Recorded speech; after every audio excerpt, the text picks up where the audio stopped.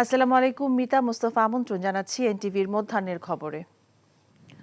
সরকারি চাকরিতে প্রথম ও দ্বিতীয় শ্রেণীতে মুক্তিযোদ্ধা কোটা বাতিলের পরিপত্র অবৈধ ঘোষণা করে হাইকোর্টের রায়ের বিরুদ্ধে রাষ্ট্রপক্ষের আবেদনে কোনো সিদ্ধান্ত হয়নি আজ। বৃহস্পতিবার মামলাটি শুনানির জন্য আসলে রিটকারীদের সিনিয়র আইনজীবী উপস্থিত নেই জানিয়ে নট টুডে রাখার আর্জি জানানো হয়। তবে অ্যাটর্নি জেনারেল AM আমিনউদ্দিন দাঁড়ালে আপিল বিভাগ তাকে নিয়মিত আপিল করতে বলেন। আদালত তাকে উদ্দেশ্য করে বলেন, রাস্তায় এত আন্দোলন কিসের? আন্দোলনের কারণে হাইকোর্টের রায় পরিবর্তন করতে হবে। পরে আদালত নট টুডে আদেশ দেন। এর ফলে আপাতত হাইকোর্টের রায়ই বহাল থাকলো। এর আগে সরকারি চাকরির প্রথম এবং দ্বিতীয় শ্রেণীতে মুক্তিযোদ্ধা কোটা বাতিল করে জারি করা পরিপত্র অবৈধ ঘোষণা করে গত 5ই জুন রায় দেয় হাইকোর্ট। পরে হাইকোর্টের রায় স্থগিত চেয়ে আবেদন করে রাষ্ট্রপক্ষ। তবে চেম্বার বিচারপতি এম ইনায়েতুর রহিম 9ই জুন রাষ্ট্রপক্ষের আবেদন শুনানির জন্য 4 জুলাই দিন ঠিক করে দেন। এদিকে কোটা বহাল রেখে হাইকোর্টের রায়ের পর থেকে সারা দেশে আন্দোলন করছেন বিভিন্ন বিশ্ববিদ্যালয়ের শিক্ষার্থীরা। বিশ্ববিদ্যালয় শিক্ষকদের কর্মবিরতি এবং কোটা প্রত্যাহারের দাবিতে শিক্ষার্থীদের আন্দোলনের বিষয়ে জানতে আমরা সরাসরি কথা বলছি আমাদের স্টাফ করেসপন্ডেন্ট নূর হোসেনের সাথে। নূর, কোটা বিরোধী আন্দোলন এবং শিক্ষকদের কর্মবিরতি বিষয়ে আপনার কাছে কি তথ্য আছে আমাদেরকে জানাবেন।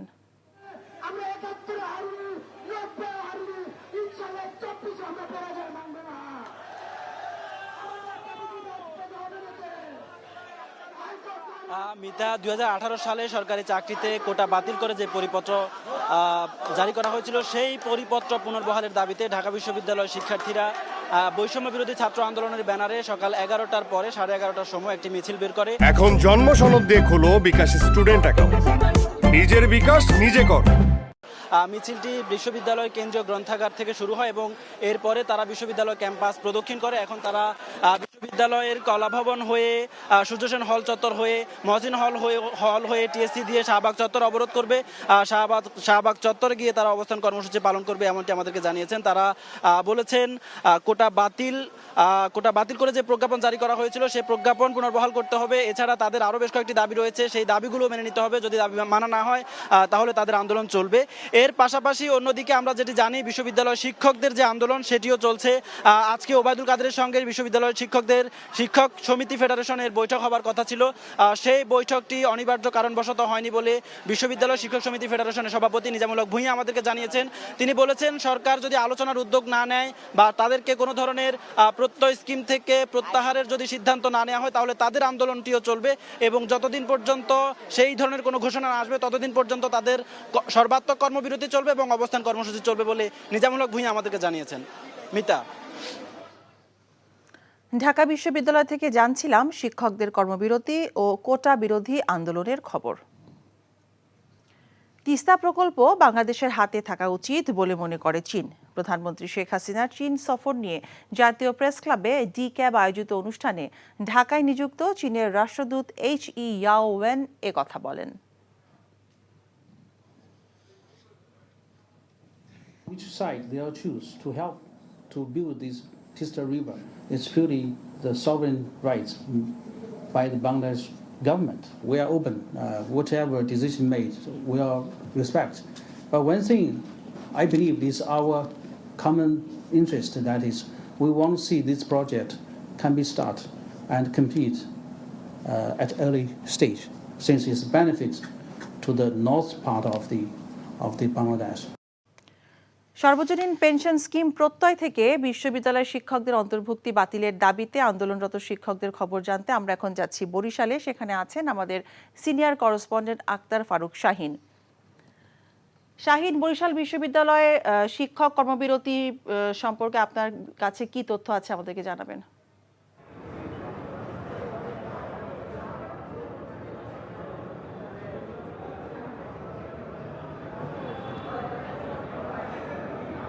মিতা, এক কথায় বলতে গেলে গত টানা 4 দিন ধরে কিন্তু সব ধরনের কার্যক্রম বন্ধ আছে বরিশাল বিশ্ববিদ্যালয়ে।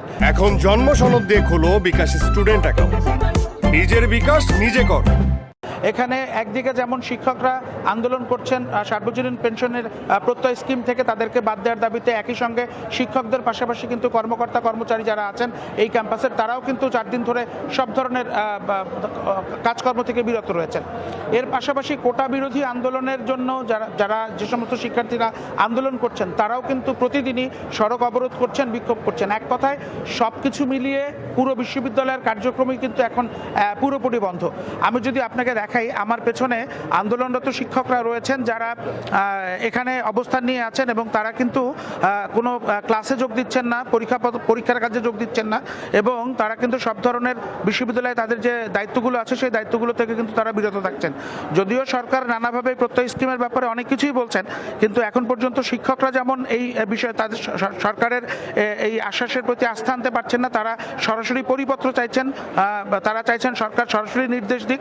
একইভাবে শিক্ষার্থীরাও কিন্তু তাদের আন্দোলন, কোটা বিরোধী যে আন্দোলন সেই আন্দোলনটা ক্রমশ জোরদার করছে। তো সবকিছু মিলিয়ে আজকে চতুর্থ দিনের মতো বরিশাল বিশ্ববিদ্যালয়ের ক্লাস, পরীক্ষা সহ সব ধরনের কার্যক্রম বন্ধ রয়েছে। মিতা, বরিশাল থেকে জানছিলাম শিক্ষক আন্দোলনের খবর।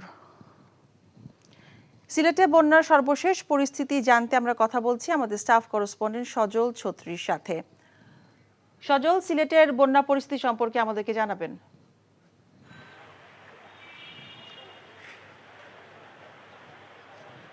মেতা যেটি বলছিলেন, গত প্রায় 1.5 মাস ধরে পানিবন্দী আছে সিলেটের বিস্তীর্ণ জনপদ এবং মহানগরীতে কিন্তু দফায় দফায় পানি উঠছে। 2 দফা বন্যায় সিলেটের 7 লক্ষাধিক মানুষ পানিবন্দী থাকা অবস্থায় কিন্তু গত সোমবার থেকে আবারও বন্যার মুখে পড়েছে 3য় দফা বন্যা যেটি বলছিলেন, এবং 3য় দফা বন্যার পানি নামছে অত্যন্ত ধীর গতিতে। আপনারা দেখছেন যে এখনও সিলেট মহানগরী এলাকা দেখছেন, মহানগরী এলাকাতেও কিন্তু পানি জমেছে। আবারও নতুন করে সোমবার থেকে এরকম পানিবন্দী আছে অনেক এলাকা, এবং গ্রামাঞ্চলেও কিন্তু নতুন করে প্লাবিত হয়েছে। প্রায় সবকটি উপজেলাই নিম্নাঞ্চল প্লাবিত আছে। যে জায়গা থেকে আগে পানি নেমেছিল সে জায়গাতে আবার নতুন করে পানি ঢুকেছে। এবং আবহাওয়া অধিদপ্তর বলছে যে এই 1.5 মাস যেমন আমরা পানিবন্দী অবস্থায় কাটিয়েছে সিলেটবাসী, একইভাবে কিন্তু জুলাই মাসটিও দুর্যোগপূর্ণ থাকতে পারে বলে তারা বলছেন। এবং যেটি বারবার বলা হচ্ছে যে নদীর নাব্যতা কমে যাওয়া, জলাশয় কমে যাওয়া এবং আরও অন্যান্য কারণে খুব সহজেই নদীর পানি উপচে, বিশেষত পাহাড়ে, ভারতের পাহাড়ে, মেঘালয়, আসামে যদি ভারী বৃষ্টিপাত হচ্ছে সাথে সাথে কিন্তু এই ঢোলের পানি নেমে বিস্তীর্ণ অঞ্চল প্লাবিত হচ্ছে। এই প্রবণতা এখনও থাকছে এবং এই 2 দিন, গতকাল বৃষ্টি হয়নি সকাল থেকে, আজও কিন্তু সেই পরিমাণে বৃষ্টি হয়নি। 24 ঘন্টায় মাত্র 22 মিলিমিটার বৃষ্টিপাত হয়েছে। এরকম বৃষ্টিপাত থাকলে পানি নেমে যাবে বলে পানি উন্নয়ন বোর্ড জানিয়েছে আমাদের, কিন্তু পানি নামার ধীর গতি, তারা বলছেন যে এই দুর্যোগ কিন্তু সহজে কাটছে না, যেহেতু পানি নামার গতি অত্যন্ত ধীর এবং জুলাই মাস জুড়েই বৃষ্টিপাতের সম্ভাবনা আছে।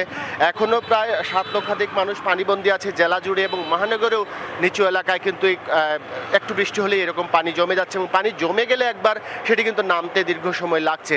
এই দুর্ভোগের মধ্যে দিয়ে সিলেটের মানুষ যাচ্ছে, এবং আবহাওয়া অধিদপ্তর, পানি উন্নয়ন বোর্ড, জেলা প্রশাসন সবাই একই কথা বলছেন যে বৃষ্টি যদি কমে না আসে তাহলে কিন্তু বন্যা পরিস্থিতির উন্নতির কোনো সম্ভাবনা নেই। এবং আমরা যেটা দেখছিলাম যে গত মে মাসের 27 তারিখ থেকে শুরু হয়ে আজ পর্যন্ত বন্যা পরিস্থিতির আসলে খুব বেশি উন্নতি হয়নি, এবং এই পরিস্থিতি এখনও রয়েছে। মিতা, আশা করা হচ্ছে বৃষ্টিপাত কমে আসলে বন্যা পরিস্থিতির উন্নতি হতে পারে, এছাড়া দুর্ভোগ কমার কোনো লক্ষণ দেখছে না কেউই। মিতা, সিলেট থেকে জানছিলাম বন্যার খবর। শ্রম আইন লঙ্ঘনের অভিযোগে দায়ের করা মামলায় 6 মাসের সাজাপ্রাপ্ত ডক্টর মোহাম্মদ ইউনূসের জামিনের মেয়াদ 14 আগস্ট পর্যন্ত বাড়িয়েছে আদালত।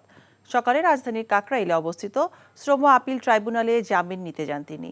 আদালত 14 আগস্ট পর্যন্ত জামিনের মেয়াদ বাড়ায়।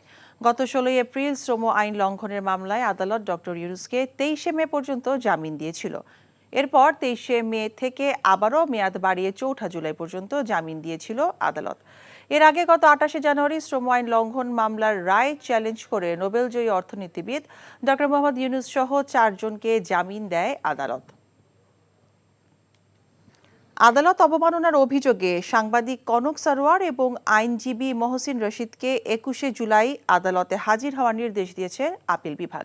এই সময়ের মধ্যে মহসিন রশিদ সুপ্রিম কোর্টের কোনো বিভাগে প্র্যাকটিস করতে পারবেন না বলেও আদেশ দেওয়া হয়েছে। গত মাসের 21 তারিখে একটা টক শো আয়োজন করে কনক সারোয়ার, এবং সেখানে অ্যাডভোকেট মহসিন রশিদ অতিথি হিসেবে উপস্থিত ছিলেন। সেখানে তারা কন্টেম্পশাস এবং স্ক্যান্ডালাস কিছু বক্তব্য দিয়েছেন বাংলাদেশ জুডিশিয়ারির উপরে। কোর্ট দুইজন কন্টেমনারকেই কনক সারোয়ার এবং অ্যাডভোকেট মহসিন রশিদ দুইজনকেই আগামী 21 জুলাই সশরীরে কোর্টে উপস্থিত থাকার জন্য বলেছেন। এই ছিল মধ্যাহ্নের খবরে। এই খবরের ভিডিও সহ আপডেট জানতে ভিজিট করুন এনটিভি অনলাইন www.ntvbd.com। এছাড়াও এনটিভির জনপ্রিয় সব অনুষ্ঠান ও খবরের আপডেট জানতে ভিজিট করুন আমাদের ইউটিউব ও ভেরিফাইড ফেসবুক পেজ। 2টায় দুপুরের খবর দেখার আমন্ত্রণ রইল। সবাইকে ধন্যবাদ।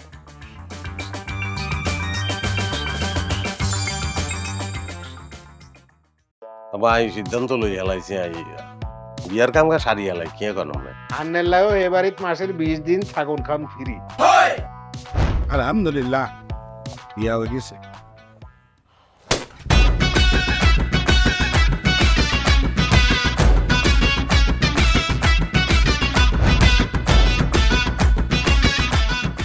জীবনে কোনোদিন হুইনছেন লাউ আর কচু লই পোলার হইর বাড়িত কেউ গেছে আর কথার বাইরে যদি এক পা আপনি যান আই আন্নেরে সুজা তালাক দি দিমু বুঝছেন নি? ভাইয়া কিছু টিয়া পয়সা দেন। কামর দে আরে খাই পেলা লবণ দিয়ে আরে খাই পেলা। আই চাই না আর জামাই ঘর জামাই থাক, আন্নে আমারে আন্নেকো বাড়িতে লই চলেন। হায় আল্লাহ রে কাশেম কাশেম আমনেরে বহায় বহায় খাওয়াইতে পারতাম না, আন্নে কাম করি খান। এরে কাম করছি নি খেতে কোনোদিন নাই আচ্ছা আর জীবনটা লই তুই এরকম চিনিমিনি কিনলেই কিনলি। তুই কি আর হোলারে বিয়ের দি ওর বাড়িতে আড়াইছ না জেলখানা ঢুকেছিস? অন আরে তো ওই বাড়িতে একবার যাইতে হতো না কিনলে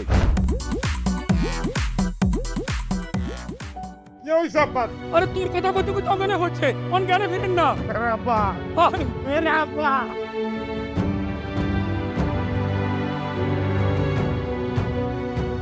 ওরে আর ডঙ্গের কথা রে, আমরা বলি স্বামী স্ত্রী, শুনেন আন্নে আর কাগজের স্বামী, মনে প্রাণে ন। সরি আন্নে কালকে ও নাই গরে এতিমের লাইন হারাইতে চলে গেছেন, এত রান্না টিয়া হয়েছে ক্যাশ কিচ্ছু দিয়ে যান না। ভাই আর আব্বুল্লাহকে একবেলা কথা কইছেন না হাইলে কলজে হাঁড়ি মরি যাইয়ে ভাই ব্যাকের লই মিলিমিশি কেমনে থাকুন যায় কেমনে শান্তিতে থাকুন যায় বাইরে কোনোদিন এমন নাই।